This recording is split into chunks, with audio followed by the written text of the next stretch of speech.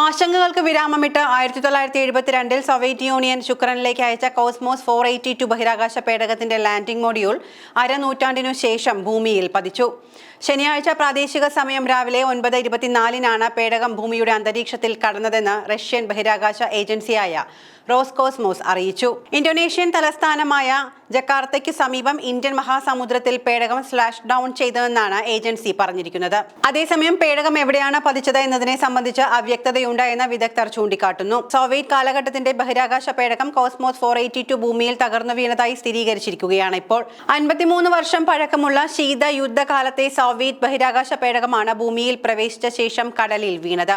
കഴിഞ്ഞ ദിവസം പുലർച്ചെ 2:24 ബഹിരാകാശ പേടകം ഇന്ത്യൻ മഹാസമുദ്രത്തിലെ ആൻഡമാനിന് 560 കിലോമീറ്റർ സമീപത്തായാണ് പതിച്ചിരിക്കുന്നത് എന്നാണ് പുറത്തുവരുന്ന വിവരം.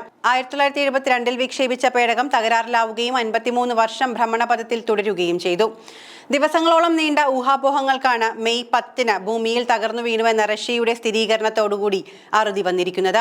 ഇന്ത്യൻ മഹാസമുദ്രത്തിലെ മധ്യ ആൻഡമാൻ ദ്വീപിന് 560 കിലോമീറ്റർ പടിഞ്ഞാറ് ഭാഗത്തായിരുന്നു പേടകം വീണത്. ഭൂമിയിൽ കരയിൽ പതിച്ചേക്കാം എന്ന അഭ്യൂഹങ്ങൾ ധാരാളമായിരുന്നു. ഓട്ടോമേറ്റഡ് വാർണിംഗ് സിസ്റ്റം ബഹിരാകാശ പേടകം തിരിച്ചെത്തിയത് സ്ഥിരീകരിച്ചെന്ന് റോസ്കോസ്മോസ് പറഞ്ഞു. 1972 വിക്ഷേപിക്കപ്പെട്ട കോസ്മോസ് 482 500 കിലോയിൽ താഴെ ഭാരമുള്ളതായിരുന്നു. ശുക്രനിലേക്കുള്ള യാത്രാമധ്യേ തകരാറിലായി. ടൈമറുമായുള്ള പ്രശ്നത്തിന്റെ ഫലമായി എഞ്ചിൻ നേരത്തെ പ്രവർത്തനരഹിതമായി. പിന്നീട് അരനൂറ്റാണ്ടിലേറെ ഭൂമിയുടെ ഭ്രമണപഥത്തിൽ കുടുങ്ങി. ശുക്രനിലെ ത്വരണം, ഉയർന്ന മർദ്ദം, അതിശക്തമായ ചൂട് എന്നിവയെ ചെറുക്കുന്ന തരത്തിലാണ് പേടകം രൂപകൽപ്പന ചെയ്തിരുന്നത് എന്നതിനാൽ ഭൂമിയുടെ അന്തരീക്ഷത്തിൽ പ്രവേശിക്കുമ്പോൾ മിക്ക ബഹിരാകാശ വസ്തുക്കളും അതിജീവിക്കാൻ സാധ്യത കുറവാണ് എന്ന് ശാസ്ത്രജ്ഞർ പ്രവചിച്ചു. ഭൂമിയുടെ അന്തരീക്ഷത്തിലേക്ക് കടക്കുന്ന സമയത്ത് കാര്യമായൊന്നും സംഭവിച്ചില്ലെങ്കിൽ ലണ്ടനും തെക്കേ അമേരിക്കയുടെ കേപ്പ് ഹോണിനും ഇടയിൽ എവിടെയെങ്കിലും പേടകം പതിക്കാൻ സാധ്യതയുണ്ട് എന്നായിരുന്നു ശാസ്ത്രജ്ഞരുടെ കണക്കുകൂട്ടൽ. 1972 മാർച്ച് 31 കോസ്മോസ് 482 വിക്ഷേപണം. സോവിയറ്റ് യൂണിയന്റെ ശുക്രദൗത്യ പരമ്പരകളുടെ ഭാഗമായിരുന്നു ഇത്. റോക്കറ്റിനുണ്ടായ തകരാറു കാരണം പല ഭാഗങ്ങളും മുൻപ് തന്നെ വേർപെട്ട ഭൂമിയിൽ പതിച്ചിരുന്നു. എന്നാൽ 500 കിലോഗ്രാമോളം ഭാരവും ഏകദേശം 1 മീറ്റർ വ്യാസവുമുള്ള ഗോളാകൃതിയിലുള്ള ലാൻഡിംഗ് മൊഡ്യൂൾ 53 വർഷമായി ഭൂമിയെ ചുറ്റുകയായിരുന്നു.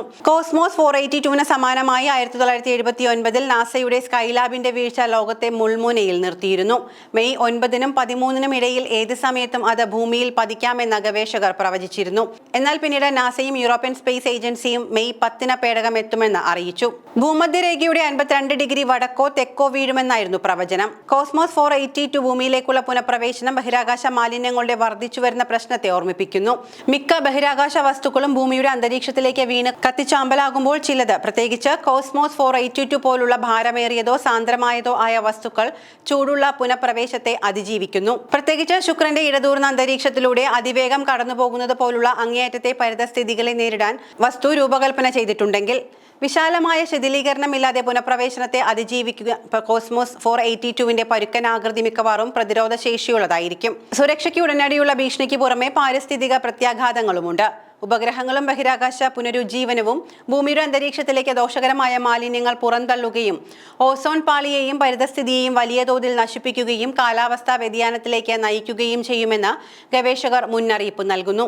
ബഹിരാകാശ ഗതാഗതത്തിന്റെ അളവ് വർദ്ധിക്കുന്നതിനനുസരിച്ച് ബഹിരാകാശ അവശിഷ്ടങ്ങൾ കൈകാര്യം ചെയ്യുന്നതിലും അവയുടെ പാരിസ്ഥിതിക ആഘാതങ്ങൾ കുറയ്ക്കുന്നതിലും കൂടുതൽ പ്രധാനപ്പെട്ട ഒരു വിഷയമായി തന്നെ കണക്കാക്കേണ്ടിയിരിക്കുന്നു.